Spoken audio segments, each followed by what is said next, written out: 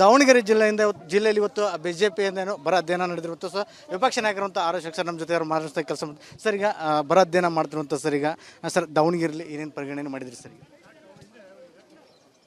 ದಾವಣಗೆರೆಯಲ್ಲಿ ಈಗಾಗಲೇ ಚಿತ್ರದುರ್ಗ ಜಿಲ್ಲೆ ಹಿರಿಯೂರಲ್ಲಿ ನಾವು ಘೋಷಣೆನ ಹೋಗಿದ್ದೀರಿ ಅಲ್ಲಿ ಹಿರಿಯೂರಲ್ಲಿ ಅಲ್ಲೂ ಕೂಡ ಪೂರ್ತಿ ಬೆಳೆ ಹಾನಿಯಾಗಿದೆ. ರಾಜ್ಯ ಸರ್ಕಾರ ಏನು ಘೋಷಣೆ ಮಾಡಿಲ್ಲ. ಇವತ್ತು ದಾವಣಗೆರೆಗೂ ಬಂದಿದ್ದೀರಿ, ಇಲ್ಲೂ ಕೂಡ ಏನು ಘೋಷಣೆ ಮಾಡಿರೋವಂಥದ್ದು ಏನೂ ಇಲ್ಲ. ಅದಕ್ಕೆ ಕೂಡಲೇ ಪರಿಹಾರ ಘೋಷಣೆ ಮಾಡಿ ಅಂತೇಳಿ ಆಗ್ರಹವನ್ನು ಮಾಡ್ತಾ ಇದ್ದೀರಿ.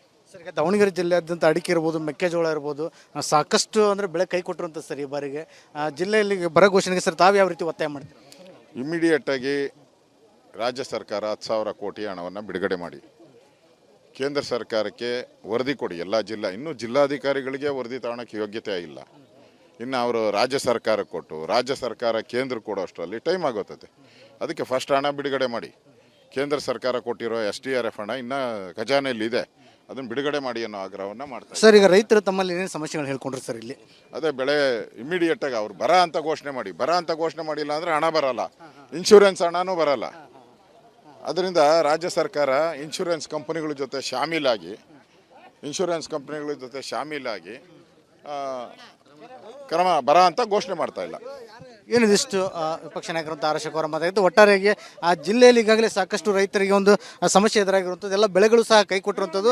ನಾವು ಸಹ ಏನು ಸ್ಥಳ ಪರಿಶೀಲನೆ ಮಾಡಿದಾಗ ಇಲ್ಲಿ ರೈತರಿಗೆ ಸಮಸ್ಯೆ ಇರೋದು ಕಂಡು ಬಂದಿರುತ್ತೆ. ಆದರೆ ಈ ಕೂಡಲೇ ರಾಜ್ಯ ಸರ್ಕಾರ ಇದನ್ನು ಬರಗಾಲದ ಜಿಲ್ಲೆಯನ್ನು ಬರಗಾಲ ಅಂತ ಘೋಷಣೆ ಮಾಡಬೇಕು ಅನ್ನುವಂಥ ಒತ್ತಾಯವನ್ನು ಮಾಡಿರುವಂಥದ್ದು. ಕ್ಯಾಮ್ರಾ ಪರ್ಸನ್ ಶಿವರಾಜ್ ಹಿಡಿಗರ ಜೊತೆ ವಿಠಲ್ ಕ್ಯಾರವಾಡ್, ರಿಪಬ್ಲಿಕ್ ಕನ್ನಡ, ದಾವಣಗೆರೆ ಜಿಲ್ಲೆಯಲ್ಲಿ ಇವತ್ತು ಬಿಜೆಪಿಯಿಂದೇನು ಬರ ಅಧ್ಯಯನ ನಡೆದಿರುವಂಥ ಸರ್ ವಿಪಕ್ಷ ನಾಯಕರಂತ ಆರ್ ಎಸ್ ಸರ್ ನಮ್ಮ ಜೊತೆ ಅವರು ಮಹಾರಾಷ್ಟ್ರ ಕೆಲಸ ಸರ್ ಈಗ ಬರ ಅಧ್ಯಯನ ಮಾಡ್ತಿರುವಂಥ ಸರ್ ಈಗ ಸರ್ ದಾವಣಗೆರೆಯಲ್ಲಿ ಏನೇನು ಪರಿಗಣನೆ ಮಾಡಿದ್ರಿ ಸರ್ ಈಗ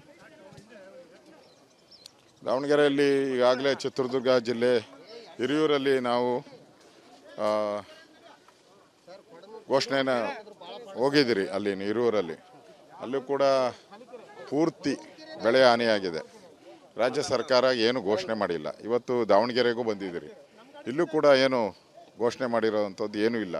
ಅದಕ್ಕೆ ಕೂಡಲೇ ಪರಿಹಾರ ಘೋಷಣೆ ಮಾಡಿ ಅಂತೇಳಿ ಆಗ್ರಹವನ್ನು ಮಾಡ್ತಾ ಇದ್ದೀರಿ. ಸರ್ ಈಗ ದಾವಣಗೆರೆ ಜಿಲ್ಲೆಯಾದ್ಯಂತ ಅಡಿಕೆ ಇರ್ಬೋದು, ಮೆಕ್ಕೆಜೋಳ ಇರ್ಬೋದು, ಸಾಕಷ್ಟು ಅಂದರೆ ಬೆಳೆ ಕೈ ಕೊಟ್ಟಿರುವಂಥ ಸರ್ ಈ ಬಾರಿಗೆ ಜಿಲ್ಲೆಯಲ್ಲಿ ಬರ ಘೋಷಣೆಗೆ ಸರ್ ತಾವು ಯಾವ ರೀತಿ ಒತ್ತಾಯ ಮಾಡ್ತೀರಿ? ಇಮಿಡಿಯೇಟಾಗಿ ರಾಜ್ಯ ಸರ್ಕಾರ 10,000 ಕೋಟಿ ಹಣವನ್ನು ಬಿಡುಗಡೆ ಮಾಡಿ ಕೇಂದ್ರ ಸರ್ಕಾರಕ್ಕೆ ವರದಿ ಕೊಡಿ. ಎಲ್ಲ ಇನ್ನೂ ಜಿಲ್ಲಾಧಿಕಾರಿಗಳಿಗೆ ವರದಿ ತಗೊಳ್ಳೋಕ್ಕೆ ಯೋಗ್ಯತೆ ಇಲ್ಲ.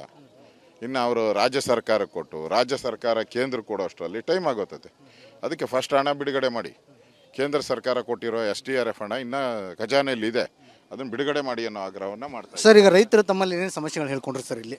ಅದೇ ಬೆಳೆ ಇಮಿಡಿಯೇಟಾಗಿ ಅವ್ರು ಬರ ಅಂತ ಘೋಷಣೆ ಮಾಡಿ. ಬರ ಅಂತ ಘೋಷಣೆ ಮಾಡಿಲ್ಲ ಅಂದರೆ ಹಣ ಬರಲ್ಲ, ಇನ್ಶೂರೆನ್ಸ್ ಹಣನೂ ಬರಲ್ಲ. ಅದರಿಂದ ರಾಜ್ಯ ಸರ್ಕಾರ ಇನ್ಶೂರೆನ್ಸ್ ಕಂಪನಿಗಳ ಜೊತೆ ಶಾಮೀಲಾಗಿ ಕ್ರಮ ಬರ ಅಂತ ಘೋಷಣೆ ಮಾಡ್ತಾ ಇಲ್ಲ.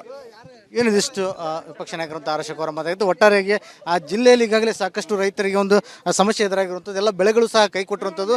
ನಾವು ಸಹ ಏನು ಸ್ಥಳ ಪರಿಶೀಲನೆ ಮಾಡಿದಾಗ ಇಲ್ಲಿ ರೈತರಿಗೆ ಸಮಸ್ಯೆ ಇರೋದು ಕಂಡು ಬಂದಿರುತ್ತೆ. ಆದರೆ ಈ ಕೂಡಲೇ ರಾಜ್ಯ ಸರ್ಕಾರ ಇದನ್ನು ಬರಗಾಲದ ಜಿಲ್ಲೆಯನ್ನು ಬರಗಾಲ ಅಂತ ಘೋಷಣೆ ಮಾಡಬೇಕು ಅನ್ನುವಂಥ ಒತ್ತಾಯವನ್ನು ಮಾಡಿರುವಂಥದ್ದು. ಕ್ಯಾಮ್ರಾ ಪರ್ಸನ್ ಶಿವರಾಜ್ ಹಿಡಿಗರ ಜೊತೆ ವಿಠಲ್ ಕ್ಯಾರವಾಡ್, ರಿಪಬ್ಲಿಕ್ ಕನ್ನಡ, ದಾವಣಗೆರೆ.